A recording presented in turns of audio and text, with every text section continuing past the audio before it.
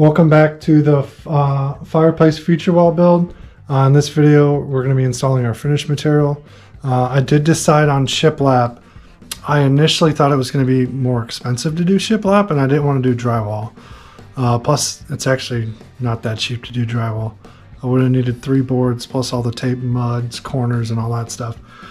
So I was thinking I was going to put on some like 3/8 plywood and then get some like MDF board that took like a 1/4 inch that looks like shiplap. A lot of people use it for like board and batten walls and stuff. But I was going to need 3 sheets of that. That's like $30 a sheet plus the cost of plywood plus glue and staples. And then I finally looked at shiplap, and I found that buying it by the board, it's actually pretty affordable.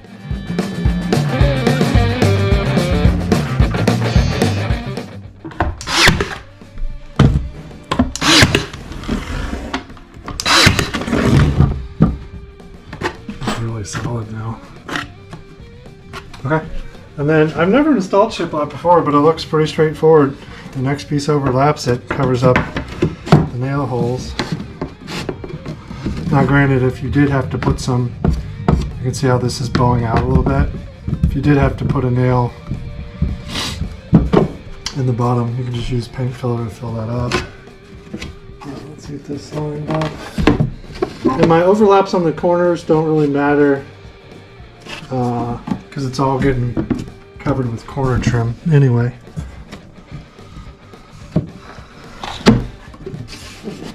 And I'll push one side pretty much down.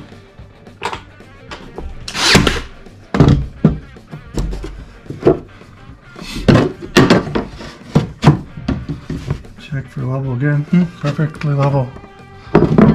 So shoving it into the overlap gap, still level for these.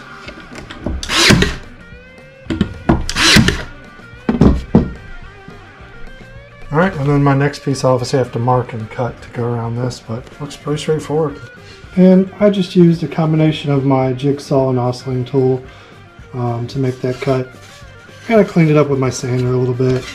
It doesn't need to be perfect because the frame of the fireplace will overlap this. But looks pretty good. Get it centered back up.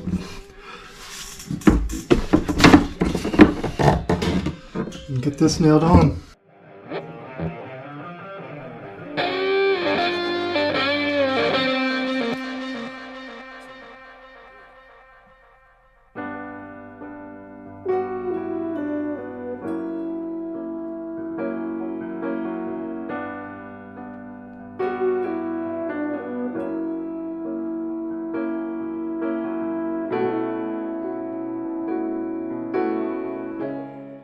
Like doing the straight pieces, those go quick.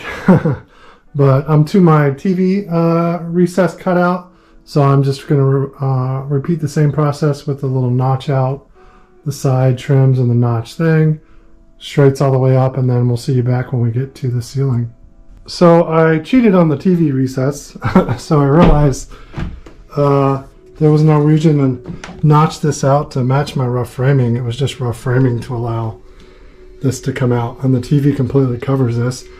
So I just let the bottom piece and the top piece overlap, so I didn't have to do any cuts there. But time for the last top piece to go in.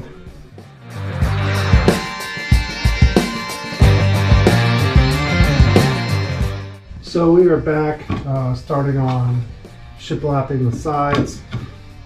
Biggest thing to note here is you want your gaps to line up around the corner, otherwise it's going to look funny.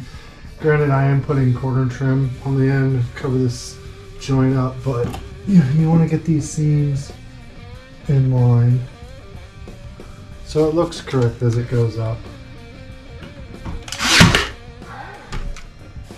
And also level, so I'm making sure each board as I go is level.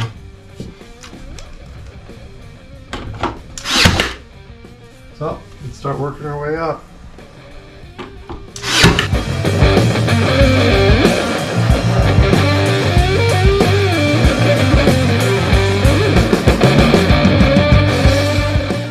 Alright, made it to the top on the side here. In my case, I have a cove ceiling with 2 slopes from the wall to the ceiling itself.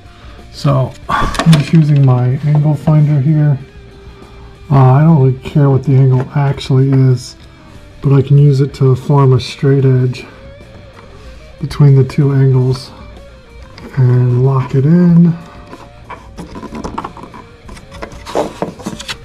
And then I can use this to trace on my board to get the angle I need for this next piece.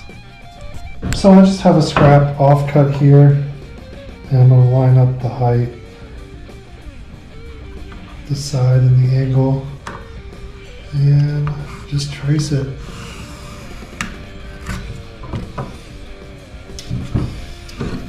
So I have that little bit of curve there, and then I'll cut this out and test fit my scrap.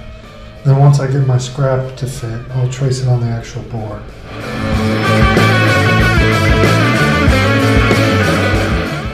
So I use my oscillating tool to finish the cut and just around that corner, and my sander to clean it up.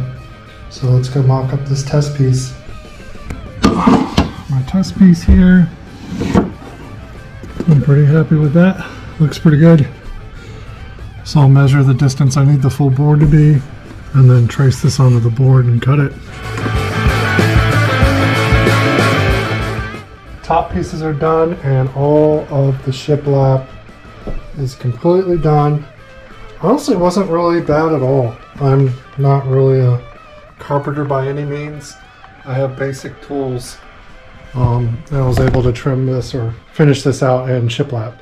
So I really liked it. I ended up using 15 pieces, so it was about 140 bucks for all the shiplap to finish this, plus 200 or 300 brad nails. Brad nails are less than a cent a piece, so a couple bucks for that. So that's really what it cost, and I really like how it looked. But I'll end this video here. In the next one, I'll go over all the trimming out and prepping for paint. So I have to fill all the nail holes with wood filler, caulk, prime what I need to, sand, all that good stuff. That's going to be a lot. The finishing work to make it look nice always takes longer. But to give you a sneak preview, I have the 1x4 that's going on the top and bottom, and I'm mitering the ends at 45. So, but be sure to check out the next video to see all the trim work go up. Thanks for watching. All right, bye.